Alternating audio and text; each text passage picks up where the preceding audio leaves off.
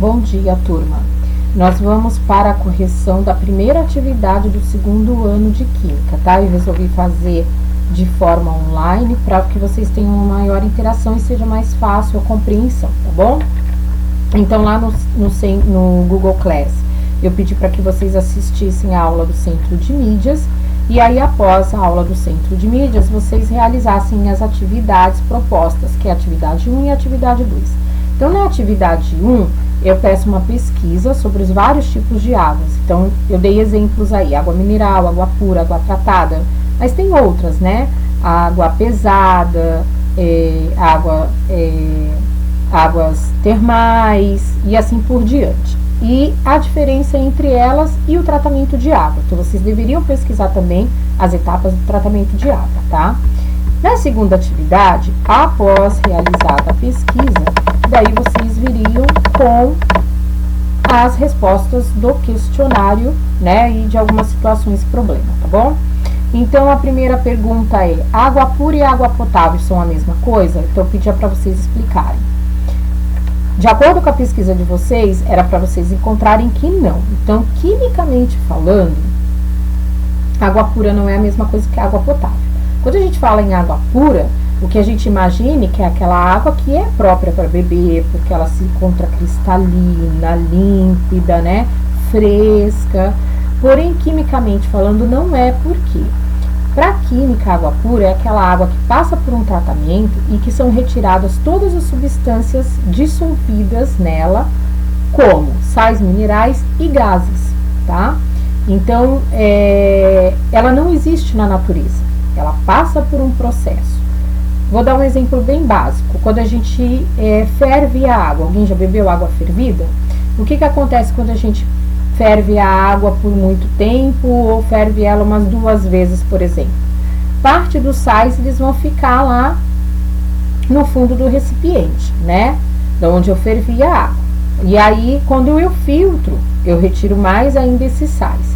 E os gases, eles são eliminados no aquecimento dessa água. E aí ela fica com gosto muito ruim. Justamente por quê? Porque eu retiro parte desses sais e retiro os gases que estão dissolvidos dentro dela. Não é uma água aconselhável para ser bebida sempre, né? Diretamente. Por quê? Porque nós precisamos de sais minerais para mantermos o equilíbrio osmótico das células, que vocês vão ver lá em biologia, tá? E para manter a oxigenação também do nosso sangue, da nossa circulação sanguínea, já que nós temos oxigênio dissolvido na água, tá? Não é o oxigênio da fórmula H2O, é o oxigênio, gás, que por diferença de pressão atmosférica, ele é dissolvido na água, tá bom? Quais as principais etapas do tratamento de água? Cite-as. Então, era para vocês pesquisarem aí as etapas, já que vocês fizeram a pesquisa anteriormente, responderiam tranquilamente. São 5 etapas, né? A primeira, coagulação e floculação, né? Coagulação porque eu adiciono substâncias coagulantes que vão fazer com que eu tenha coágulos lá, né? Flocos bem grandes, por isso flotação, flocos, né? E que vão agregar as sujeiras maiores, tá? E aí a segunda, decantação, porque essa sujeira vai pro fundo lá do meu reservatório. A terceira, filtração, que aí eu retiro essa sujeira grande, parte de sujeiras menores. A quarta, cloração. Por que cloração? Porque a gente adiciona para matar os micro-organismos, né? Bactérias e vírus dessa água. E por último, a fluoretação. Eu adiciono flúor para evitar uma maior incidência de cáries nas crianças. Antigamente a gente tinha um problema muito grande de crianças com 5, 4, 7, com 7 anos já com presença de cáries nos dentes. Então, verificou-se que a adição do flúor diminuiria esse problema. E é o que a gente tem percebido bastante, né, de umas décadas para cá, tá bom? Quais os significados das siglas ETA e ET? Então, ETA, estação de tratamento de água, e ET, estação de tratamento de esgoto.